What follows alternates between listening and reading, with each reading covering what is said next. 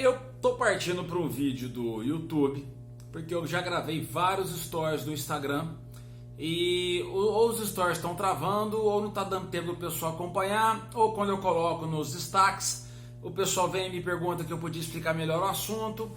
E pelos stories do Instagram foi o assunto placa preta.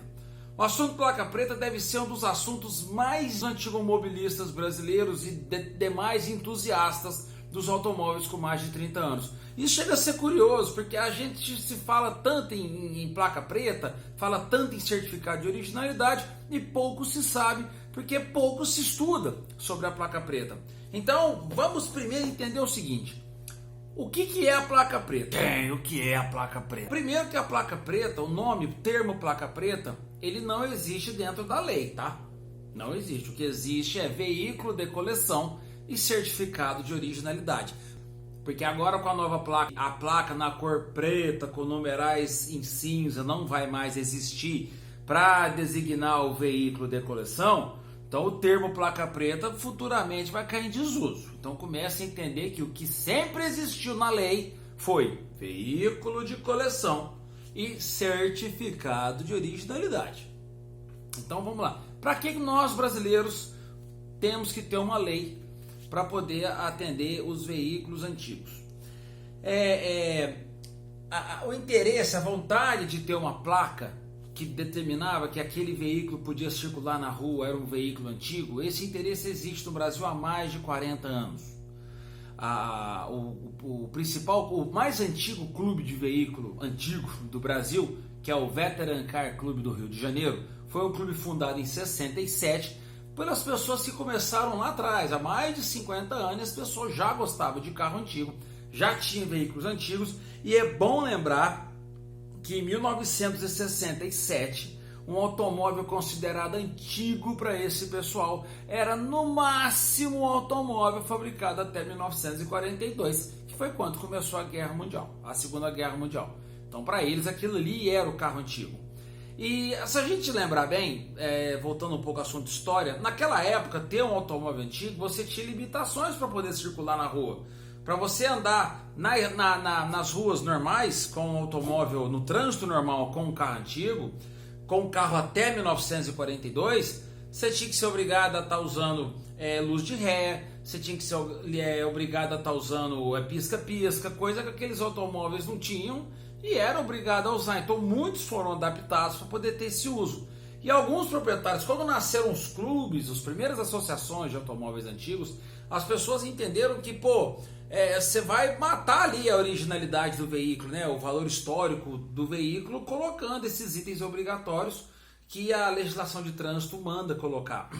Então, o Veteran Car Club, em 1977, Veteran Car Club do Rio de Janeiro, é bom eu deixar isso bem claro, porque existem vários Veteran Car Club no Brasil. Todos esses Veteran Car Club são frutos, né, homônimos do primeiro clube de automóvel antigo do mundo, que foi lá na Inglaterra em 1930, que foi o Veteran Car Club. Foi o primeiro do mundo que existe até hoje. Então aqui no Brasil existem vários Veteran Car Club, mas o primeiro é de 1967, que é o do Rio de Janeiro. O Veteran do Rio, que é o que a gente costuma chamar, em 77 ele tentou entrar com uma ideia, eu não sei se ele chegou aí atrás de deputados, de lei, essas coisas. A gente vivia no período do período militar, eu não sei nem como é que funcionava a hierarquia, como é que era deputado naquele tempo, enfim. Eles entraram com uma ideia de que para poder circular nas ruas, os automóveis antigos poderiam ter uma placa especial. Essa placa, naquele tempo era a placa amarela, todo mundo usava a placa de 2 letras com 4 dígitos, e a moto era 2 letras com 3 numerais. A ideia era uma placa amarela, onde colocava ali veículo de coleção, ia ter o logotipo do clube e provavelmente o número da inscrição dele. Aquela placa determinaria que aquele veículo era de coleção, para que as autoridades de trânsito não obrigassem o proprietário a ter que colocar pisca-pisca, colocar a luz, retrovisor do lado direito, colocar cinto de segurança, porque o cinto de segurança depois de 1970 ele passou a ser obrigatório. Ele era item exclusivo, ele era um opcional, algum item de série de alguns automóveis, mas ele não era obrigado por lei. A lei do cinto de segurança ela é de 68, teve uma vacatio legis de 1 ano, Então, a partir de 1º de janeiro de 1970, passou a valer o cinto de segurança. Então, esses automóveis antigos, para poder andar, eles tinham que estar com todos esses itens de segurança, porque senão você não poderia trafegar pelas ruas do Brasil. Então, foi lá atrás que nasceu a finalidade de se ter uma placa especial para veículos antigos. Alguns outros clubes nasceram nesse período. Nos anos 80, nós já tínhamos, em 85, até 85, a gente tinha o clube do Chevrolet, a gente já tinha o clube do Ford V8, a gente já tinha o Veteran Car Clube de São Paulo, tinha o clube do Fordinho, tinha o clube de Goiás, tinha, eu não vou lembrar todos, o Auto Uno DKV Clube do Brasil. Já existiam vários clubes de carros antigos nessa época. E ali nasceu o evento de Araxá, com o Encontro Brasileiro de Veículos Antigos, que teve a sua primeira edição em Araxá, a segunda em Araxá, a terceira edição ela começou assim em Araxá. Quando foi em 86, eles reuniram lá em Araxá todos os clubes de carros antigos que estavam presentes para poder discutir sobre essa finalidade, sobre essa obrigação, sobre esse interesse de que os automóveis antigos, para poder rodar no trânsito brasileiro, poderia ter uma placa especial que desse essa diferenciação entre, olha, aquele veículo, ele não tem seta, ele não tem farol alto, ele não tem luz de ré, ele não tem freio hidráulico, sei lá, ele não tem coisas que são obrigatórias naquela época, né? Ele não tem cinto de segurança, mas ele é um veículo histórico. Então vamos lá, tá lá uma placa. Por que era necessária uma placa, tá? Por que foi a ideia de ter uma placa? Porque nos anos 80 o computador era uma coisa que engatinhava.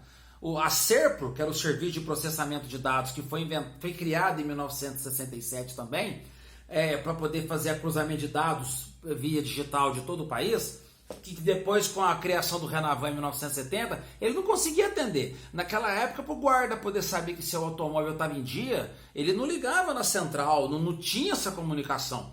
Não ligava no Copom, não tinha essa informação. O que tinha era uma placa amarela, que era a nossa placa normal, antigamente. A placa traseira tinha um lacre, uma plaqueta com um lacre. Aquela plaqueta mostrava o ano que você fez a atualização do seu licenciamento, que seu documento estava em dia. E esse lacre era trocado todos os anos. Todo ano você tinha que ir e trocava só o lacre, porque a placa era do proprietário, não pertencia ao carro. Coisa que mudou quando veio a placa 3 letras. Mas enfim, reuniu-se então esses clubes em 86 no evento em Araxá e fizeram uma ideia de que, olha, a gente tem que ter alguém, que alguma voz política, alguma coisa que tenha uma placa pra gente. Na época, o Roberto Nasser, que era do Veteran de Brasília, deu a ideia de que, falou, olha, a melhor forma dos antigos automobilistas terem uma voz ativa em Brasília é criando uma entidade que responda por todos os clubes de uma vez. E deu-se ali a ideia de que no próximo evento nacional, que seria em 87, que se criasse então uma associação que respondesse por todos os clubes. Assim, em 87, nasce a Federação Brasileira de Veículos Antigos. Então entendam, a Federação Brasileira, ela nasceu justamente para poder ser a voz dos colecionadores lá em Brasília, para que se pedisse um emplacamento especial para veículos antigos. Isso mostra, eu vou finalizar porque já está dando 10 minutos, isso mostra que a ideia de uma placa especial, que não tinha nem cor, ninguém sabia como é que ia ser a placa, se era preta, se era azul, eles queriam uma placa especial. E isso nasce lá atrás, lá em 1977, e em 1987 que nasce a Federação Brasileira, para que ela crie ali uma voz para poder defender os clubes de carros antigos e ter uma placa especial para que todo mundo possa circular pelas ruas. No próximo vídeo eu conto mais